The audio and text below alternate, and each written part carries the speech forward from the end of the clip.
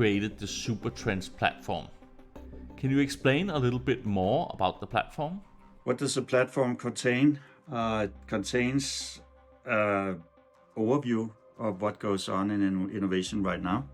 So that consists of statistics about different markets, and we get that from databases that have statistics that we interface into the system. Then we have database of startup companies. So this is just like the statistics. This is tagged to the sector or the technology you're interested in. Then we have news. So we have AI constantly checking news stories. So you don't need AI to check news stories, but you do need it to write summaries of them. So we check from a wide range of the most credible sources in the world, in actually around 30 different languages. Find the different stories, write summaries, and so this is a massive amount of summaries we get. So we then select which ones we think are most interesting, and then we validate them, and then we send them out, and then we tag them. So the company's statistics, the news stories, is all bound together. Then we have sector descriptions. We have descriptions of exponential laws also, and then we have a timeline of innovation, which that was actually the only original idea. All the rest has been added to it. But our timeline of innovation goes back in time, so we have tracked all human innovation and pre-human innovation. It goes 3.3 million years back. I think it's around 12,000 innovations we have there, which are described, and they are rated for importance, all of them.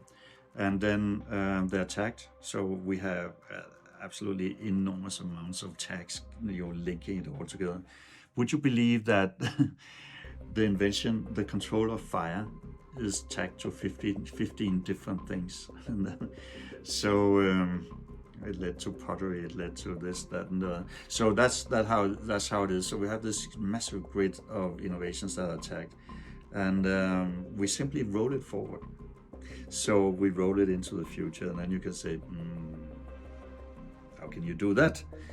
And the way we do it is actually quite interesting, because we do it with AI. So we look at, since any super trend has a process, right? So first it's somebody's idea, then somebody starts to dabble around in the basic science and research labs, and then somebody makes it into a product, and then becomes a mainstream product, and then somebody patches stuff onto the product. So we know this because we have mapped it. We know exactly how it works. So we can see it's like the roots. We can see the roots, so we can see what's coming up. For instance, AI has been visible on our screen for more than 100 years. Many other things are visible, but there are no products yet. But we can see it's coming up. So then we go out with AI, and then we ask AI to do predictions for this. And then you might say AI can't do that. But AI today is generative AI. Generative means it's got imagination. And some people still say, yeah, but AI cannot, it's not creative, doesn't have intuition. When we work with it so much, we use it all the time. I would say that, to me, in my opinion, I value more the generative than the intelligence. I value more its imagination than its knowledge. So in any case, so we go out now and ask an AI model, okay, so can you come up with up to 50 predictions for some sector or some technology? Then it brings a list, then we ask, okay, can you tell me when you think this will happen? Then it puts years on, and then we take another AI model, and then you say, okay, look at these ones, and tell us for every year that is predicted for a future breakthrough, can you argue for whether that year is realistic? Is it too early or too late? And then it goes and finds sources, and it argues, and then it tells us, yeah, it seems about right, or no, I think it will come 2 years later, or 5 years later, or in some cases it says it's already there. So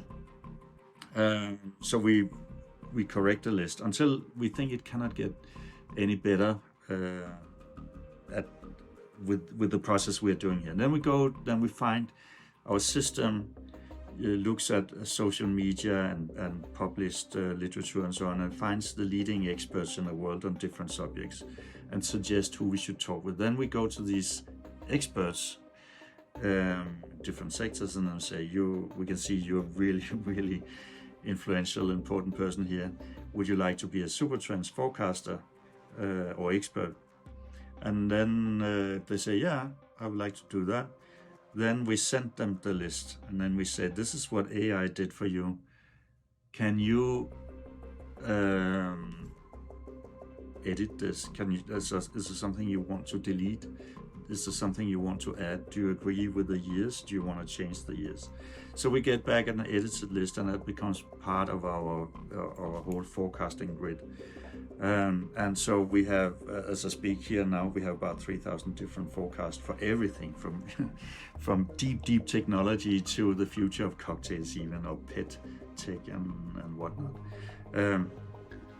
But then we do something that you do in big data also, which is that in big data you have something called synthetic data, and that is the software predicts that probably, even though it doesn't have data points for it, probably there are these data points. We just haven't collected them. It's like also what statistics can do, right? So, but it is more sophisticated, more multi-layered. So it predicts that. So what we do is that we take predictions from different sectors, and then we show it to AI, and then we say, okay, you can see all these predictions from this sector, you can see all these predictions from that sector. Tell me, can you see any meaningful way to combine any of these predictions in ways that are not already described? And then it can. And then, we apply some common sense, but then and sometimes it says, actually, somebody has combined those two things. For instance, we did one with pet tech, the technology for animals, for pets, and dating technology. And then it came out and said, yeah, you can do dating services like a Tinder for parrots. And I thought, what? Turned out somebody had already developed it, and the parrots liked it. So they can tap each other, and then they sit and chat because they're quite bright and they're bored in their cages and so on. So we're filling in the gaps, and so we're creating this living creative map of where the world is going. And it's mind-blowing to see what is coming up. And in my entire life, I've never had this where I can see what everybody are working with. And sometimes I laugh. It's so funny what people come up with, but I also get amazed, and I get happy on behalf of mankind, because you can list a lot of problems and be very negative about the future, but if you look at what people are actually working on, you can see that we are on top of it. It's unbelievable, which is what is on the pipeline. Thank you, Lars. I think it's great that you have such a positive view on the next 30 years of innovation. There are probably few people other than you that have a broader view of the innovation that's going on in the world, so that really means something.